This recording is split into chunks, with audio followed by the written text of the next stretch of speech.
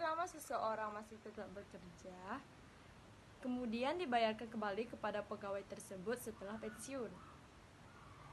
Dalam masa tenggang, yaitu masa pemotongan sebagian gaji dengan masa pembayaran saat pegawai karyawan pensiun, dana yang terkumpul tersebut disalurkan kepada masyarakat dengan cara sebagai berikut: dipinjamkan kepada badan-badan yang membutuhkan, dibelikan surat-surat berharga yang dikeluarkan oleh lembaga-lembaga pemerintah.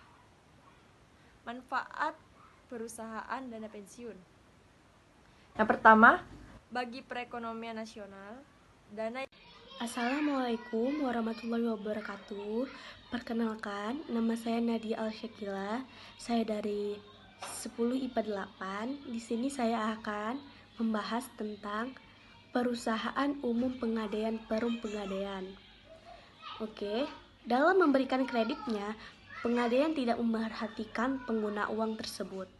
Pinjaman dapat digunakan untuk usaha perdagangan, industri rumah tangga, dan bahkan untuk keperluan konsumsi lainnya. Perum pengadaian merupakan perusahaan umum milik pemerintah yang tujuannya memberikan pinjaman kepada perseorangan atau golongan ekonomi lemah. Pinjaman yang diberikan oleh perum pengadaian didasarkan ini pada nilai barang jaminannya. Jaminan kredit dapat berupa benda-benda gerak dan tidak bergerak.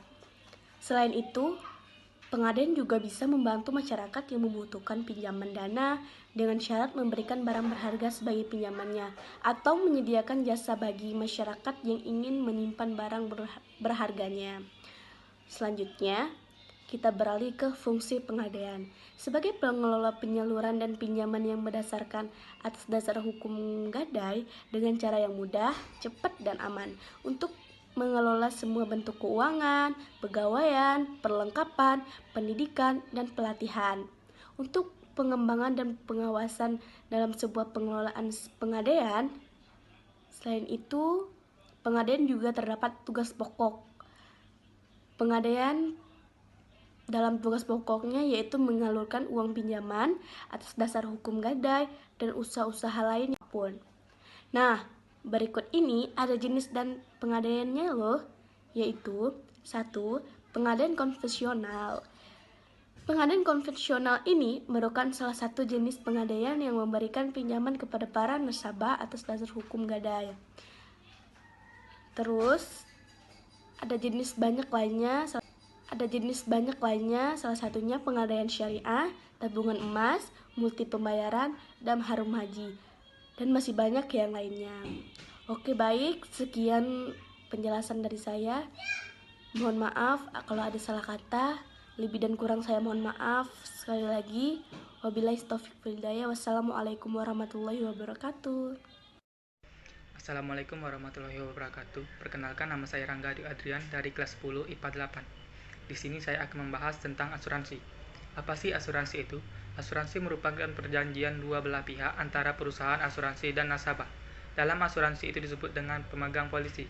Dalam perjanjian tersebut menyatakan bahwa perusahaan asuransi menerima permai asuransi untuk memberikan pengganti kepada pemegang polisi karena kerugian, kerusakan, sakit, atau kehilangan. Dalam asuransi ada 3 unsur yang menjadi pedoman utama mekanisme pengurangan risiko tertanggung. Apa saja unsur-unsur dalam asuransi? 1. Permai. Premi. Premi merupakan kewajiban yang harus dibayar tertanggung yang akan diikut sertakan dalam